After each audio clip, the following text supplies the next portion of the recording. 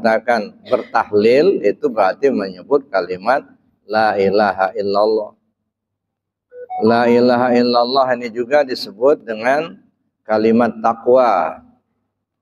La ilaha illallah disebut dengan hisnullah, benteng Allah. La ilaha illallah disebut dengan kalimat ikhlas. هل أتى على الإنسان حين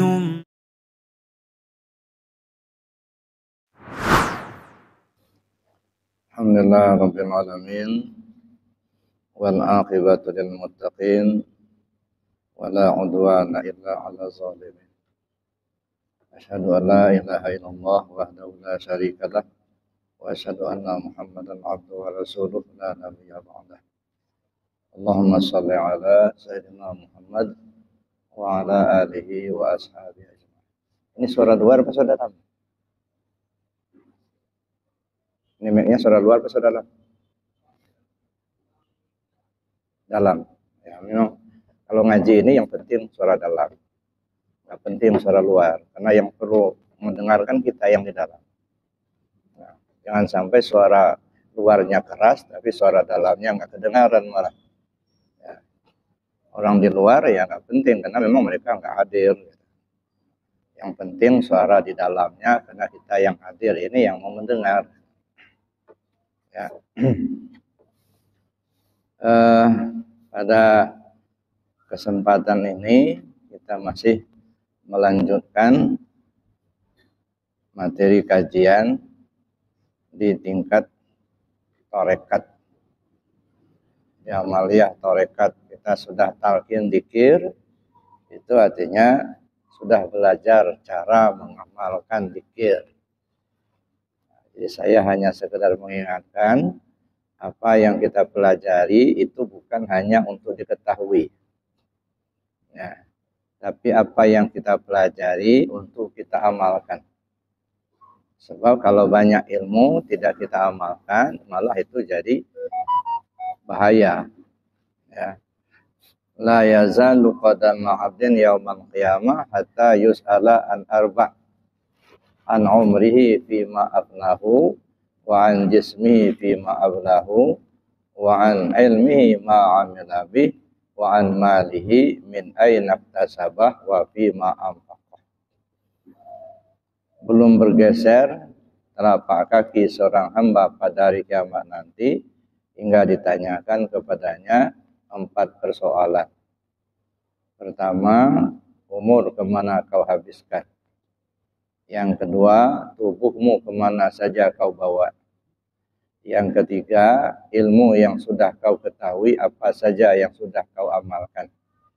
Yang keempat, harta kekayaanmu dari mana kau dapat, kemana kau belanjakan? Ini kayaknya suara luar. Itu yang perlu kita amalkan, apa yang sudah kita ketahui. Kalau kita sudah ketahui, kita sudah pelajari dengan ceramah terus, tapi nggak diamalkan, ya percuma. Malah jadi beban bagi kita. Ya. Jadi kita kemarin talqin zikir. Talqin zikir itu artinya kita belajar cara berzikir. Nah, tinggal ya, adik-adik melaksanakan amal ya. Talqin zikir dalam tarekat Qadiriyah Naqsyabandiyah. Gunanya apa? Untuk mendekatkan hati kita kepada Allah, ya, untuk membersihkan hati kita, ya, itu gunanya. Nah, jadi bukan untuk diketahui saja, tapi untuk diamalkan. Dalam tarekat Qadiriyah Naqsyabandiyah itu ada 4, saya sudah jelaskan kemarin, ada 4 macam amaliyah pokok. Ada 4 macam amaliyah pokok. Yang pertama, zikir jahar. Artinya zikir yang diucapkan dengan lisan. Ya. Dengan menggunakan kalimat la ilaha illallah. Ini berdasarkan hadis Nabi. Jadi bukan rekayasa ulama, bukan. Ya. Nabi mengatakan, jaddidu imanakum bikasrati qawli la ilaha illallah. Perbaharui iman kalian dengan banyak-banyak menyebut kalimat la ilaha illallah. Jadi kita berzikir dengan kalimat la ilaha illallah dalam bilangan yang banyak, itu merupakan pelaksanaan dari ajaran junjungan kita Nabi besar Muhammad sallallahu alaihi wasallam. Ya. Jadi itu bukan rekayasa ulama. Jadi kalau percaya kepada Nabi, percaya sama Rasul, itulah salah satu ajaran beliau yang perlu kita amalkan.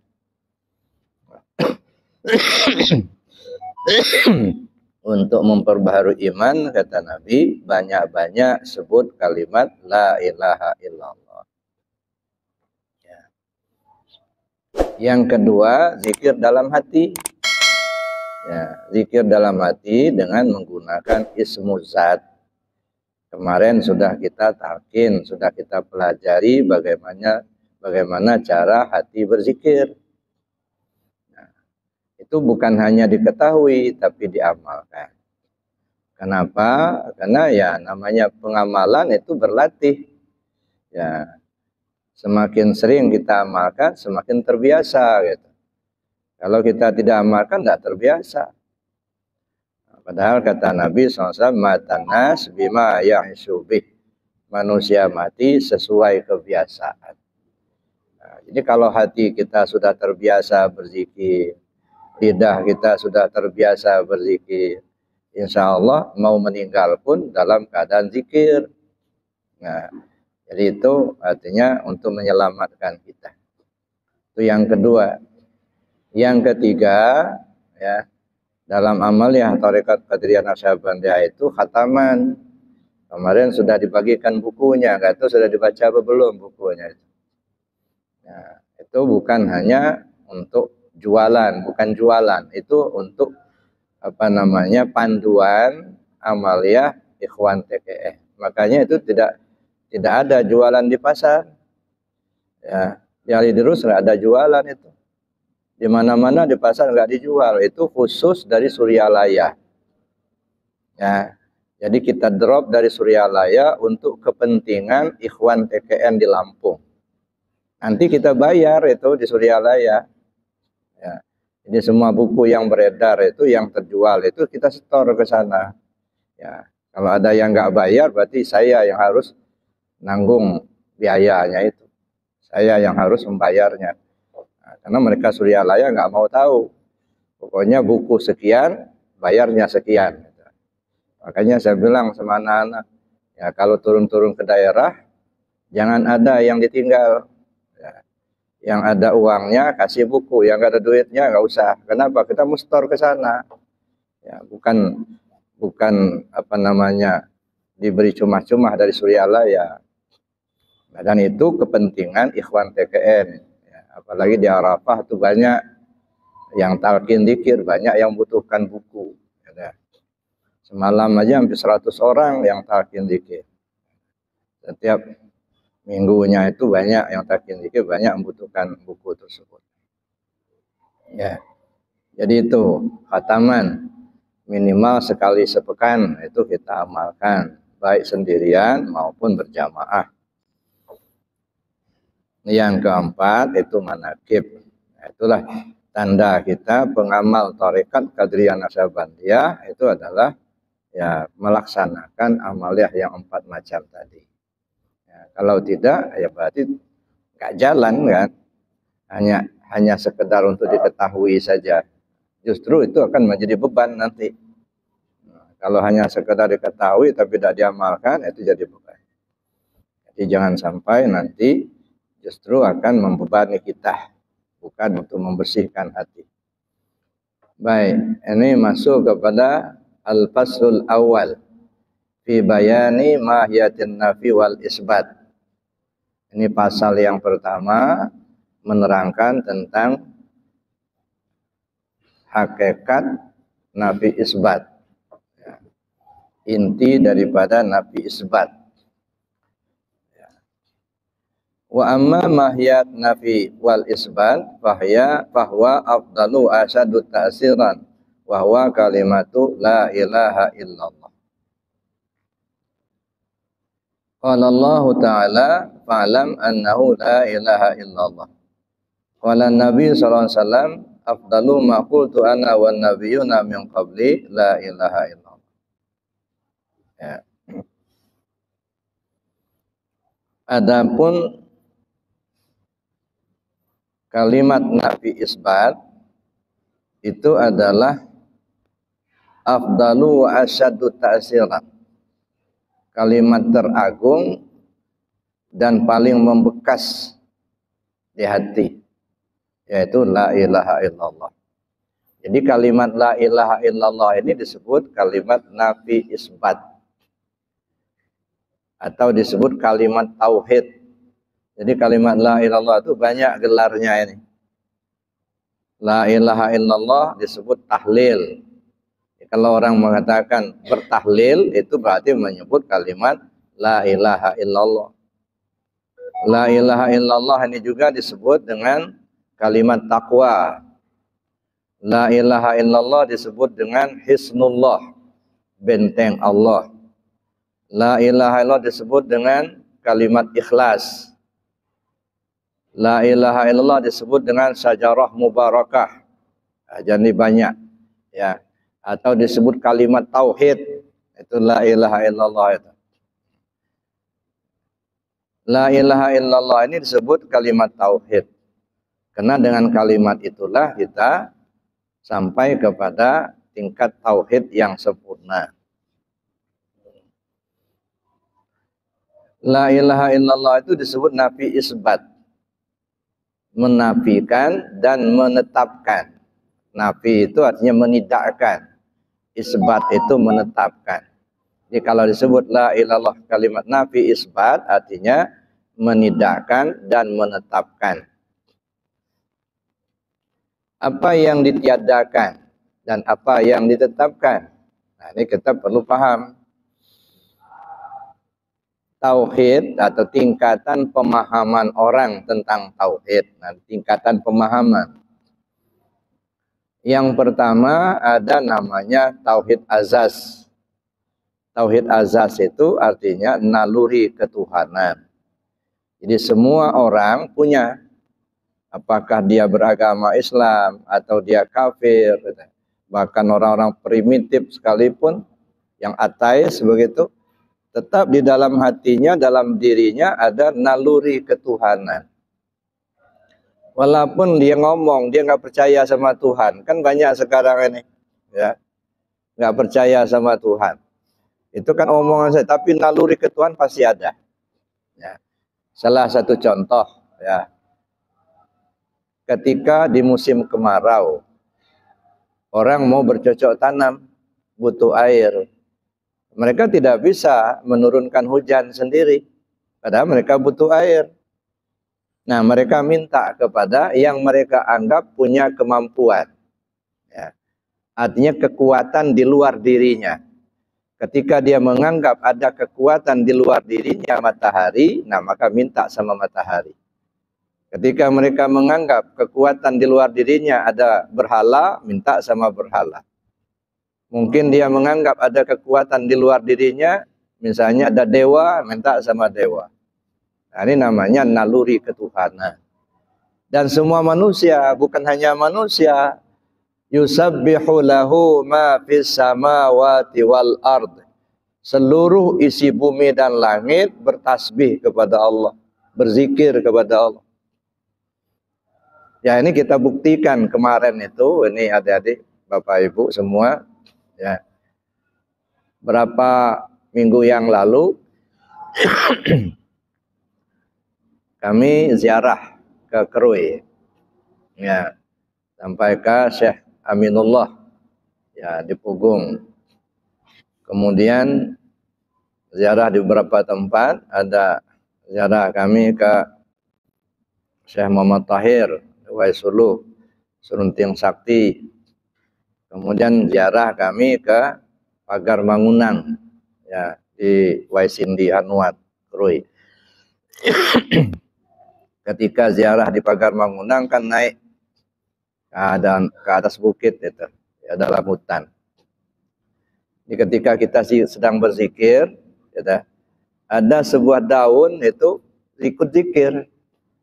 Daun-daun yang lain itu pada diam semua. Angin tidak ada yang berhembus. Diam. Tapi ada satu daun itu terus berzikir. Sepanjang kita berzikir, dia ikut zikir terus begini. Begitu kita berhenti berzikir, dia berhenti juga. Jadi setelah selesai zikir itu, daunnya sudah berhenti, ada jamaah yang ngomong ke saya, Buya, katanya tadi ada daun yang ikut zikir. Tapi sudah nggak kelihatan lagi mana daun yang zikir itu. Terus saya bilang, mana daun yang berzikir itu? Langsung goyang lagi. Zikir lagi. Lama itu, kita lihat itu. Nah, lama sudah itu berhenti. Inilah menunjukkan bahwa yusabbihu lahu ma fis samawati wal ard. Seluruh isi langit dan bumi ini bertasbih kepada Allah, berzikir kepada Allah. Jadi kalau ada manusia yang anti zikir, tidak lebih mulia dari sehelai daun. Gitu. Ya, cacing aja berzikir, Pak. Kalau cacing itu nggak pakai zikir, nggak bisa dia menembus tanah yang keras itu. Ini cacing yang lembut bisa menembus tanah yang keras, karena pakai zikir. Ya, kalau manusia yang tidak berzikir tidak lebih mulia dari seekor cacing. Ya. Maka saya katakan zikir itu bukan kewajiban, tapi kebutuhan setiap orang. Cuman ada saja manusia merasa tak butuh, seolah-olah nggak butuh. Karena dihambat oleh nafsunya, dihambat oleh pikirannya, digoda oleh iblis. Nah, sehingga dia lupa kepada dirinya sendiri. Ya. Tapi orang yang menyadari, pasti dia akan mengamalkan zikir itu karena kebutuhan. Nah, sama dengan makan nasi, itu bukan kewajiban. Ya, tetapi kebutuhan. Bedanya, kalau makan nasi kebutuhan tubuh, kalau zikir kebutuhan ruh. Nah, kalau kebutuhan tubuh terpenuhi, maka kita akan merasa senang. Ya. Tapi kalau kebutuhan ruh terpenuhi, maka kita akan merasa tenang. Walaupun banyak duit, rumah bagus, mobil mewah, cuman senang, belum tentu tenang. Sebab kalau senang itu konotasinya kebutuhan lahiriah, kebutuhan jasmani, ya, sandang, pangan, papan terpenuhi, itu akan merasa senang. Apakah yang bersangkutan sudah merasa tenang? Belum tentu. Ya. Sebab ketenangan itu kalau kebutuhan ruh kita terpenuhi. Ala bidzikrillahi tatma'innul qulub. Ketahuilah dengan mengingat Allah hatimu tenang. Ya. Nah, coba kita cek misalnya. Ya. Kalau ada orang datang ke rumah Bapak, ya. Lalu orang tuh ngomong, Bapak ini tolol, miskin. Kira-kira digitukan orang marah nggak? Marah nggak digitukan orang? Jawab aja, jangan diam. Kalau orang nanya kan harus dijawab, gitu. Ya, kalau orang nanya nggak ngejawab, berarti kan nggak saling tanya, nggak apa, berdosa itu. Orang bertanya wajib dijawab. Ya, kalau wajib kan kalau nggak dijawab berdosa. Ya. Kalau digituin orang marah apa enggak? Nah gitu dong, ya. Jangan diam. Kalau diam kan nggak dua arah jadinya. Ya. Nggak usah tegang-tegang lah, santai aja. Tapi akal kita jalan, gitu. Perasaan kita jalan, hati kita zikir kepada Allah. Ya. Kenapa kita marah digitukan orang? Ya, padahal kita sudah sholat, kita sudah zikir, mungkin sudah haji, mungkin sering umroh, gitu ya. Sedekah kita banyak. Datang orang ngomong, Bapak ini tolol, miskin pula. Kalau ibu-ibu digituin orang marah enggak? Enggak. Marah apa enggak? Nah, kok diam? Digituin orang marah apa tidak? Kenapa marah? Coba saya tanya dulu. Kalau adik-adik ini digituin orang marah tadi. Nah, sekarang saya tanya, kenapa marah? Coba Bapak jawab, kenapa marah? Kalau gitu kan orang, Bapak sudah sholat, sudah zikir, ya, banyak sedekah. Lalu ada orang ngomong, Bapak ditolol, miskin lagi. Begitu orang marah apa tidak? Iya. Nah, coba tanya ke diri sendiri, kenapa marah? Hah? Nggak terima. Kenapa nggak terima? Ah. Kenapa? Coba agak keras sedikit lah. Karena dibilang tolol, nggak terima, marah gitu ya. Emang tolol.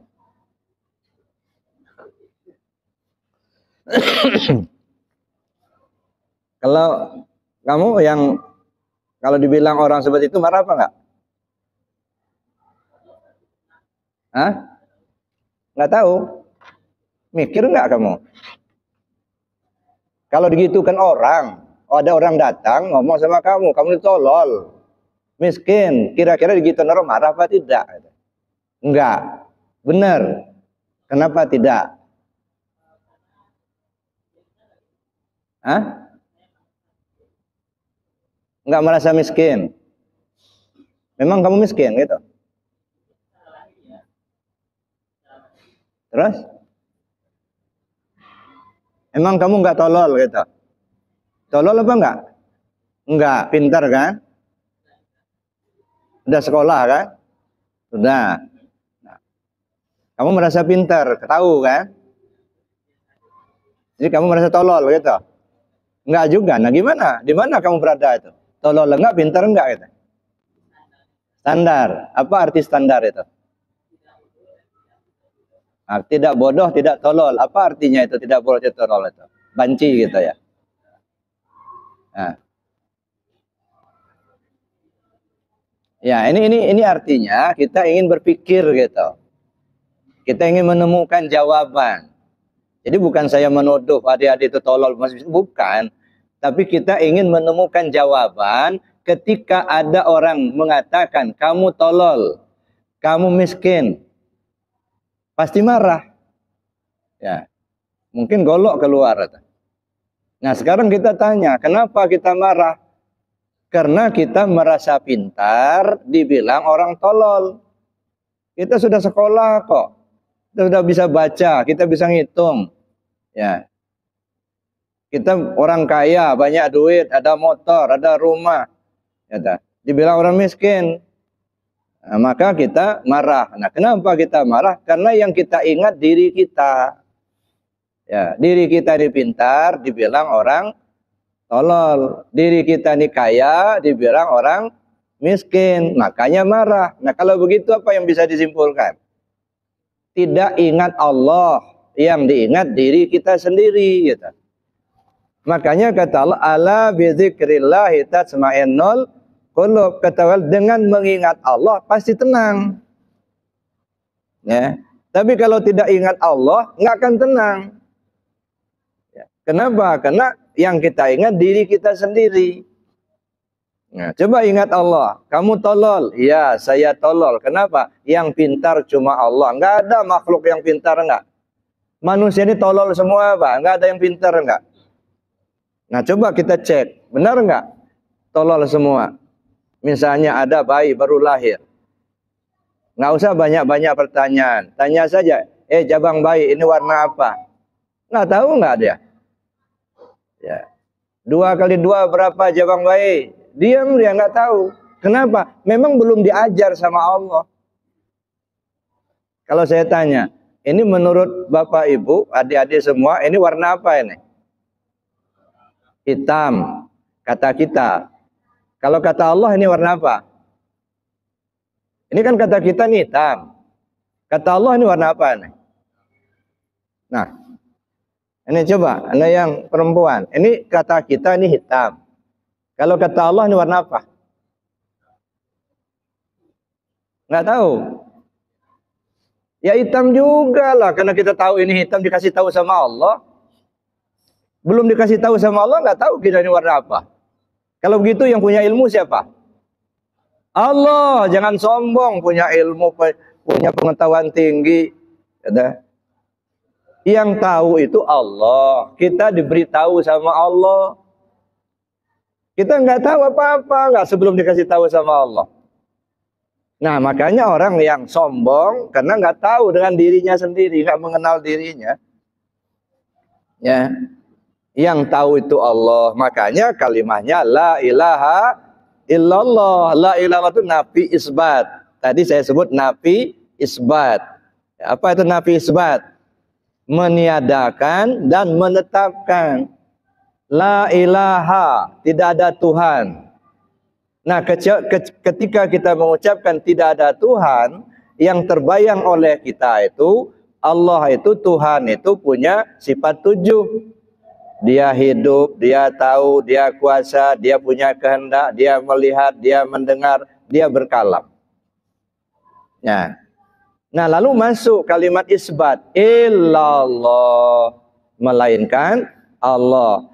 Jadi manusia ini apa? Kita ini kan hidup, ada pada diri kita. Ya. Kita tahu api panas, air membasahi, tajam melukai, kan tahu itu.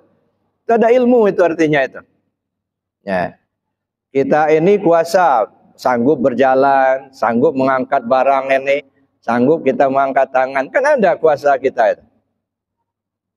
Kita punya keinginan, ingin tahu, ingin punya rumah, ingin punya mobil, ingin punya duit. Itu ada keinginan, ada sama kita. Kita melihat, ya, mata kita ini melihat. Kita pun mendengar, telinga kita mendengar. Kita pun bisa ngomong, berkalam. Ini artinya ada ke kita itu. Ya, sifat 7 tadi ada di kita. Qodrat, iradat, ilmu, hayat, sama, basor, kalam. Sifat 7 ada di diri kita. Terasa betul ada. Buktinya bisa kita buktikan. Ya, qodrat, kita bisa ngangkat tangan, bisa berjalan, bisa ngangkat barang. Melihat kita bisa kita lihat. Ini barang 1, barang 2, barang 3. Mendengar kita bisa dengar orang ngomong. Ya, punya keinginan, banyak keinginan. Artinya ada sifat itu di kita. Nah, sekarang dengan kalimat la ilaha illallah itu menidakkan yang ada pada kita tadi. Yang kita rasakan, yang kita akui kita itu punya, buang itu. Itu namanya menafikan. Jangan ngaku-ngaku kamu yang pintar. Jangan ngaku-ngaku kamu yang kuasa. Yang kuasa itu Allah. Yang pintar itu Allah. Jangan ngaku-ngaku kamu melihat, itu basar Allah. Jangan ngaku-ngaku kamu mendengar, itu samanya Allah. Nah, ini namanya kalimat la ilaha illallah, nafi isbat. Menafikan keakuan diri kita dan mengisbatkan hanya kepada Allah semata. Nah, kalau tidak begitu hanya kita mengaku kita pintar, mengaku kita hebat, akhirnya timbul kesombongan, gitu ya. Nah, itu namanya nafis, menafikan yang ada pada hamba, mengisbatkan hanya kepada Allah semata. Kenapa? Karena kita ingin duduk di tauhid.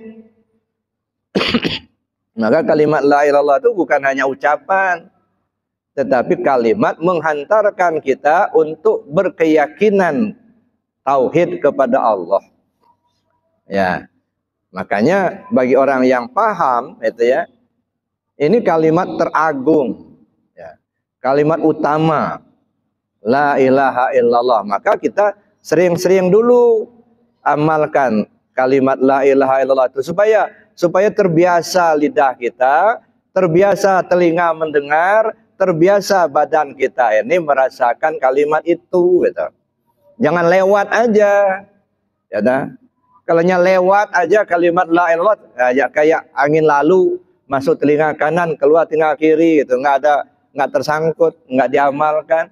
Ya, nggak berfaedah buat kita, nanti bahkan akan menyiksa diri kita sendiri. Ya. Makanya kita perlu tahu cara pengamalannya. Kemudian kita tahu isi yang terkandung di dalam kalimat tersebut ya. Jadi nafi isbat ini asyaddu ta'siran ya. Ya paling membekas ya. Seagung-agung ya, seafdal-afdal kalimat zikir yaitu kalimat la ilaha illallah. Makanya saya bilang tempo hari ya, Nabi Musa membelah laut itu pakai tongkat. Ya. Itu kan pelajaran buat kita semua. Karena Al-Quran itu petunjuk. Nah, kita ingin menemukan petunjuknya. Mana petunjuknya? Dalam cerita Nabi Musa membelah laut. Ya. Jadi Nabi Musa membelah laut pakai tongkat. Ya. Nah, apa yang bisa kita tangkap? Apa yang bisa kita ambil dari pelajaran itu? Kalau umpama, ya, ibaratnya kita ini Nabi Musa itu, situasi Nabi Musa ketika itu seperti apa? Dia berada di tepi pantai, maju ke depan, mencebur masuk laut, mati. Dia bertahan, ini lagi dikejar sama polisi sama tentara itu. Bentar lagi tentara datang akan membunuh. Bertahan, nanti dibunuh. Belok kiri, masuk jurang. Belok kanan, masuk jurang. Jadi kepepet. Nah, kita inilah ibaratnya Nabi Musa itu. Ya, di depan kita ada lautan yang sangat luas dan dalam. Mana? Ad-dunya bahrun amit. Dunia ini lautan yang luas dan dalam.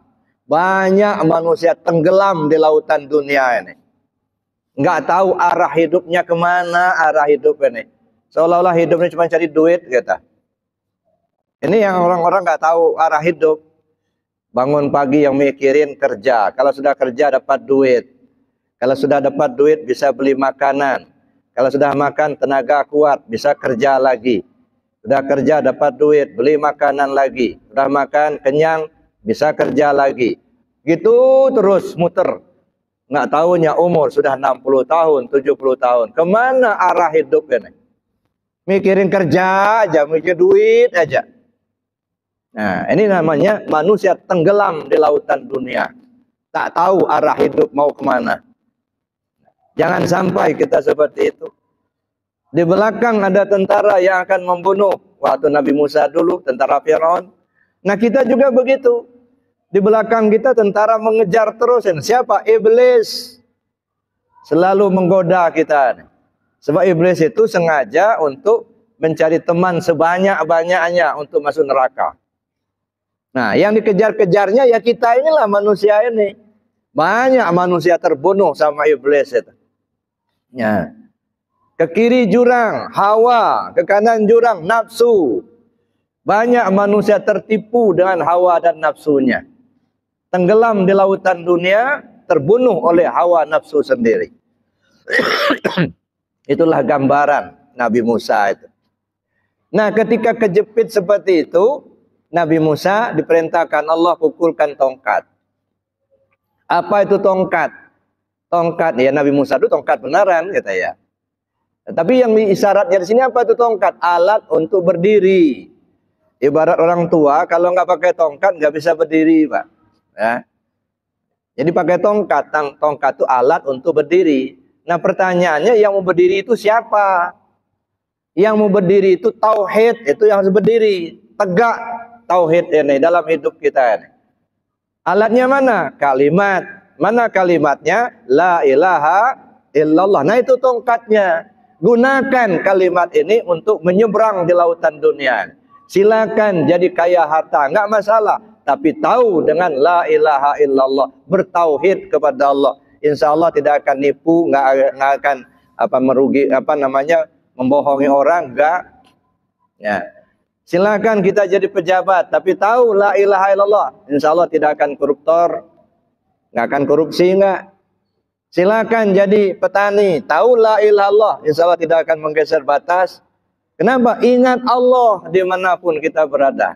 Ini namanya kita menyeberang lautan dunia, membelah lautan dunia dengan tongkat, yaitu dengan kalimat la ilaha illallah.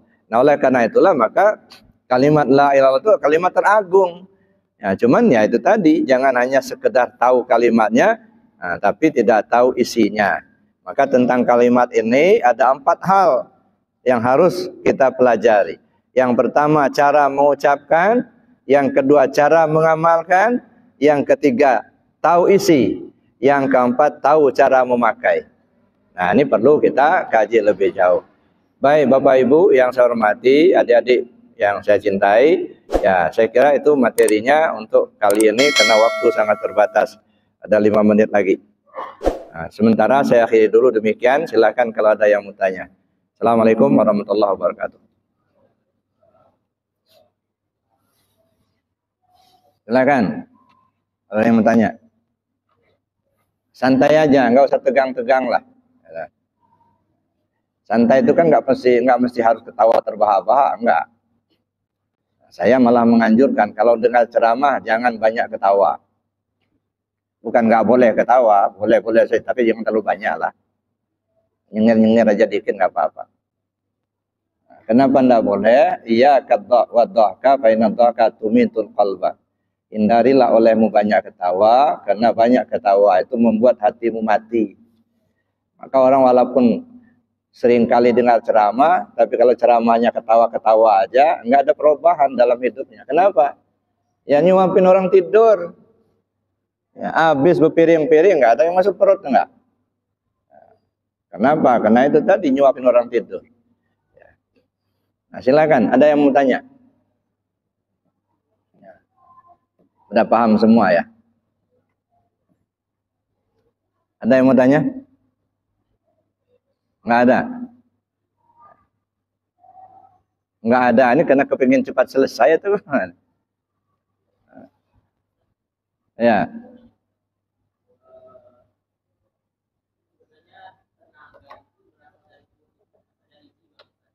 Kenapa?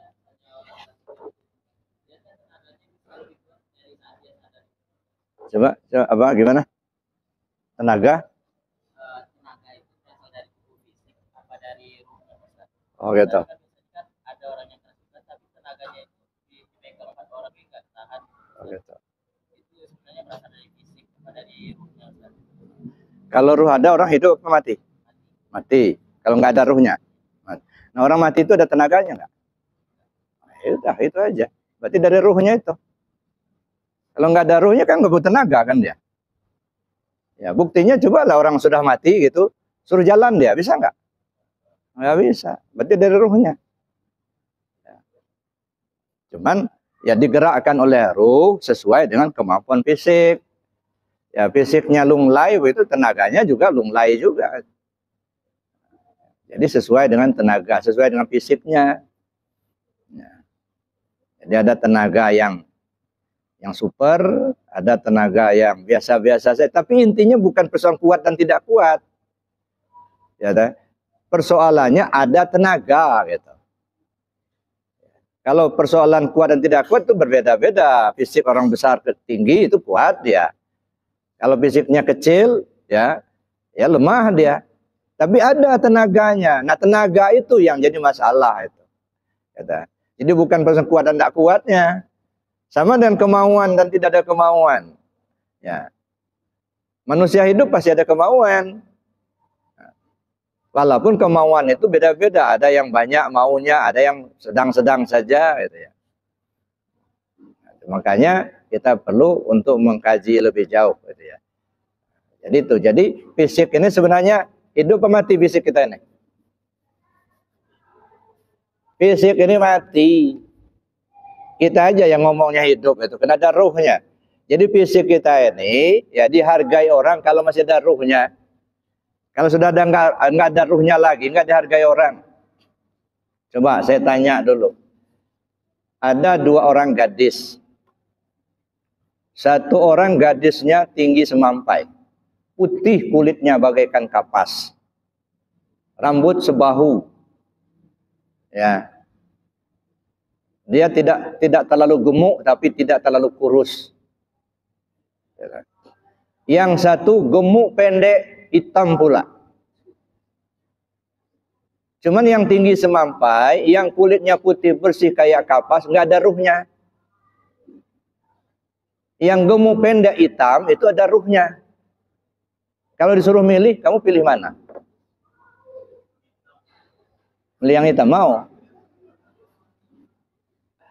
Yang hitam pendek begitu. Mendingan milih yang hitam pendek itu bisa disuruh-suruh.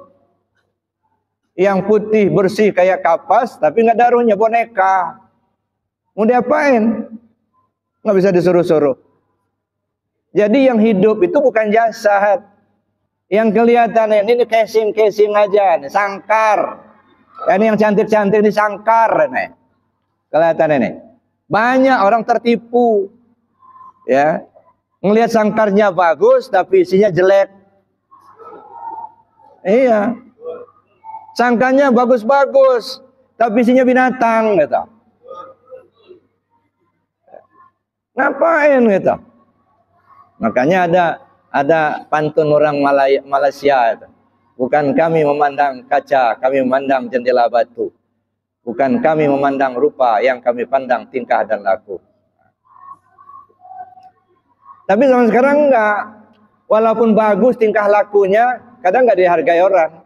Yang dihargai itu rupanya yang cantik, yang bagus. Maka kabar-kabarnya itu, karena sangkarnya begitu bagus, begitu sanggup bayar semalam 200 juta. La ilaha illallah. Nyewa sangkar. Ya. Nyewa sangkar semalam 200 juta. Mendingan beli bakso aja. Nah inilah manusia. Makanya dalam Al-Quran, inna akramakum indallah atqakum. Yang mulia di sisi Allah, yang takwa. Nah coba kita renungkan, apa maksudnya yang mulia di sisi Allah, yang takwa. Kalau saya ibaratkan orang senang burung, ada dulu di Jakarta itu ceritanya, orang Cina beli burung perkutut 500 juta. Dulu tahun 90-an. 500 juta beli burung perkutut. Sangkanya jelek. Sebab yang dia beli bukan sangkar, yang dia beli burungnya. Apalah artinya sangkar bagus, tapi kalau burungnya nggak ngukur, nggak ada gunanya juga. Ada. Yang dibeli burungnya, burungnya juara nasional. Nah, itu yang mahal itu. Nah di kita zaman sekarang itu yang mahal sangkarnya. Ya, isi sangkar kadang-kadang nggak ngukur, nggak jelek. Nah, jangan tertipu. Yang dipandang Allah itu bukan rupa. Innallaha la yanzuru ila suwarikum wala ila amwalikum walakin yanzuru ila qulubikum. Allah tidak memandang rupa-rupa kamu, enggak. Allah tak pandang harta-harta kamu, enggak. Yang dipandang Allah itu hatimu, dekat apa tidak sama Allah gitu. Kalau ini mah dihargai orang kalau masih ada ruhnya.